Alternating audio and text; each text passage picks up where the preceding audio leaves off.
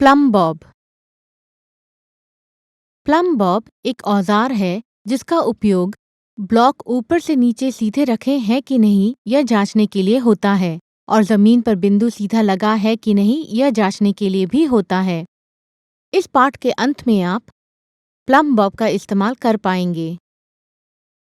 जब हम दीवार बनाते हैं यह बहुत ही जरूरी है कि हम दीवार को जितना सीधा हो सके उतना सीधा कर पाएं। अगर दीवार सीधी नहीं है तो वह अस्थिर हो सकता है। न केवल दीवार ठीक नहीं लगेगी बल्कि उसकी जीवन काल उस दीवार से ज्यादा छोटी होगी जो कि ठीक बनाई गई है। अब हम देखेंगे कि कैसे एक सतह को प्लम बॉब की सहायता से बिल्कुल सीधी है कि नहीं यह जांच सकते हैं। प्लम बॉब एक ब्लॉक से बना है जिसके साथ एक वजन धागे से बंध के लटक रहा है। ब्लॉक को दीवार में एक बिंदु पे रखा जाता है और यह वजन को बिल्कुल खुली तरह से लटकने दिया जाता है। अगर वजन दीवार से बिल्कुल सटक के या छूती है या थोड़ी दूरी पे होती है तो दीवार सीधी है। दीवार सीधी है इसकी एक और सूचक यह है कि वजन थोड़ी देर के लिए घूमेगा। दूसरी तरफ अगर वजन दीवार को छूती है या दूर चली जाती है तो दीवार सीधी नहीं है। अब हम देखेंगे कि दीवार बनाते समय कैसे प्लम बॉब को इस्तेमाल करना है और कैसे जांचना है कि सारे ब्लॉक ऊपर से नीचे सीधे लगे हैं। दो सतह ब्लॉक को एक के ऊपर एक लगाने के बाद हम प्लम बॉब का इस्तेमाल करेंगे।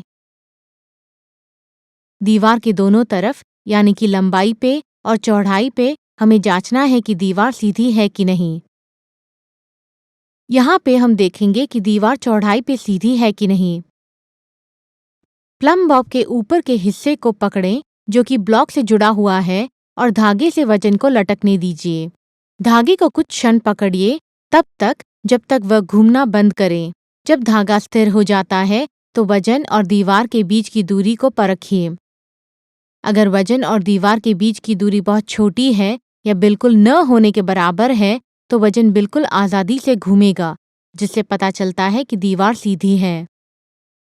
अब हम दो उदाहरण देंगे जहाँ पे दीवार सीधी नहीं है।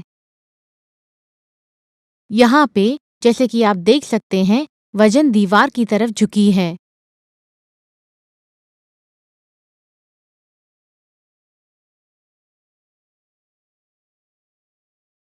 इसलिए जो ब्लॉक ऊपर की सतह पे है उसे थोड़ा आगे करना होगा जिससे दीवार सीधी हो।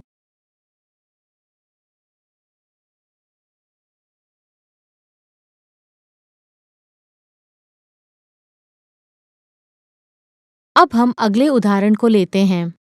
यहाँ पे वजन दीवार से बहुत दूर है इसलिए हम ऊपर की सतह की ब्लॉक को थोड़ा पीछे करेंगे ताकि दीवार सीधी हो।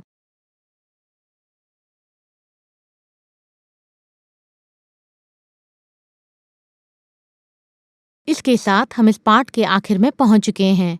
इस पाठ में हमने प्लम बॉब को कैसे इस्तेमाल करते हैं यह सीखा।